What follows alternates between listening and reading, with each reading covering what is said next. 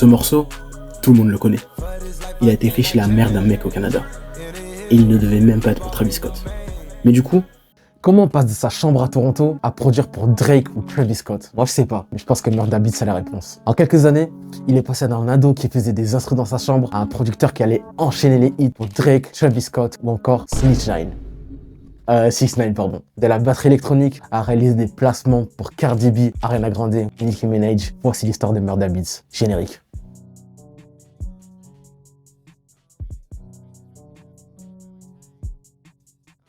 L'histoire de Shane Storm, elle débute le 11 février 1994 à Fort Erie, au Canada. Et dès l'enfance, le petit Shane, il va remarquer une différence avec les autres, c'est qu'il est gaucher.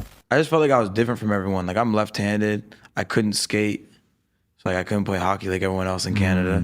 I'm left-handed, I couldn't fucking cut paper with right hand, like with scissors in like when I was in grade 3 and shit. That's and awesome. I told my mom, I was like, I feel like I'm just different from everyone. Like I just feel like I'm different. I always said that to my mom. Chez lui, il y avait de la musique partout. Son père jouait de la guitare, donc il voulait qu'il en fasse des mêmes. Mais comme je vous l'ai dit, Shane est gaucher, donc rien n'est instinctif pour lui. Alors à 6 ans, il choisit l'instrument qui allait tout changer pour lui, la batterie.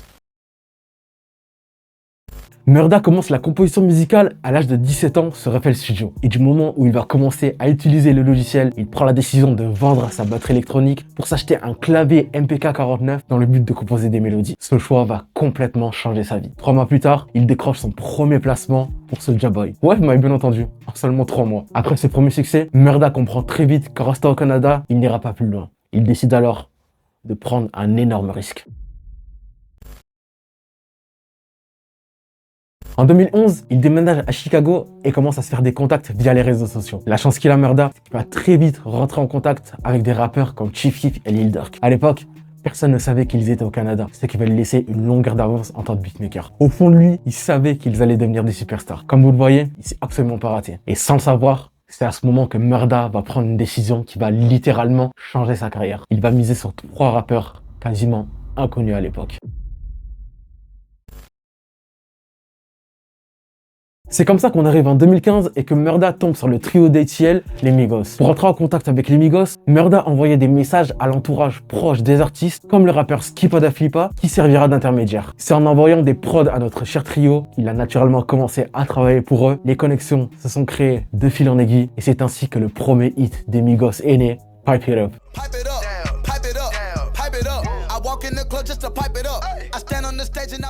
2 ans plus tard, en 2017, je crois qu'il va sortir un morceau qui est pas trop connu. De toute façon, je vous mets un extrait.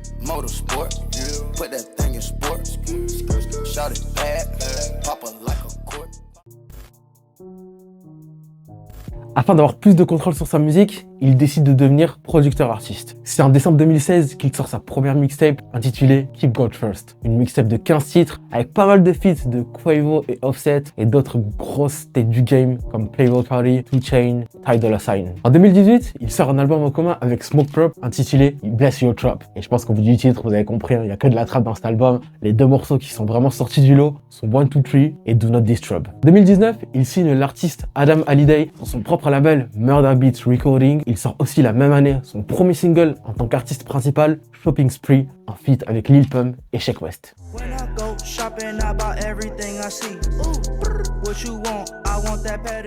La même année sort Scorpion de Drake. Je pense que vous connaissez tous l'album. Hein. Murda a contribué à l'un des plus gros hits de l'album. Drake voulait partir sur le sample d'une femme qui chante et Murda a commencé à faire son taf. Il a samplé X Factor de Lauryn Hill. Ensuite, on ajoute les drums, on pitch un peu la voix et ça donne le morceau que vous connaissez. Un an plus tard, en mars 2020, il sort son deuxième single, Banana Split, en feat avec YNW Melly et Lil Durk. Après ce deuxième single, il annonce son premier album, Murda She Wrote, annoncé pour le mois de juin 2020, album qui ne verra finalement pas le jour. En 2021, il s'associe avec le rappeur Shorty Shorty pour le projet Memory Lane. Le projet est assez cool avec des prods variés de la part de Murda et donc des flows chantés et rappés de la part de Shorty Shorty. 2 ans plus tard, il sort le deuxième opus, Memory Lane 2, même vibe que le premier, des prods chantés et rappés et des prods assez variés de la part de Murda. En 2023, Murda signe l'artiste Blake Hanna en partenariat avec 200 Entertainment. Murda a notamment produit son premier single, Goddamn. Et maintenant, On arrive au morceau qui va complètement faire entrer Murda dans une autre dimension. Un morceau qui compte aujourd'hui des centaines de millions d'écoutes, mais qui aurait pu être interprété par deux artistes complètement différents.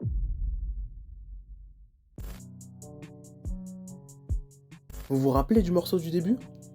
À l'heure actuelle, le plus gros hit de sa carrière, Butterfly Effect. Morceau qui a aussi été conçu par Murda Beats. Dites-vous qu'à la base, le morceau n'était absolument pas destiné à Travis Scott, mais plutôt à la queen du rap américain, Nicki Minaj. Bon, Quavo aussi est passé par là, mais c'est finalement Travis qui a obtenu la prod et qui nous a sorti ce classique.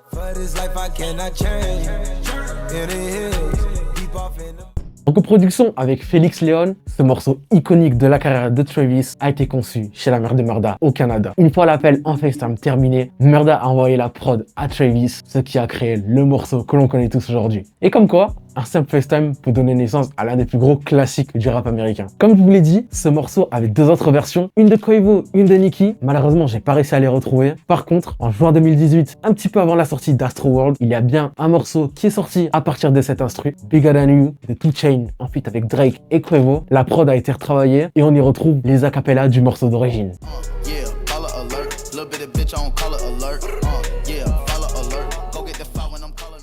Et concernant l'année 2026, Murda a pris tout le monde de court et a sorti un titre complètement inattendu avec le groupe de musique électro, Prospa.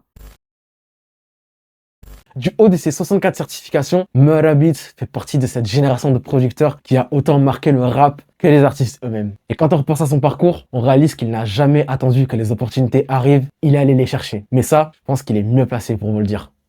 Yeah, you can't put like how someone looks or where they're from, you know what I'm saying? That's one thing. Like it's like, bro, I'm from a small ass town. Like I used to think that's like when I started making beats, it's like you had to be from like a bigger city to like make it. You know what I'm saying? No one was really making it from like small towns and shit. So it don't matter where you're from, what you look like, where you're at, what language you speak, man. Make whatever you want to make.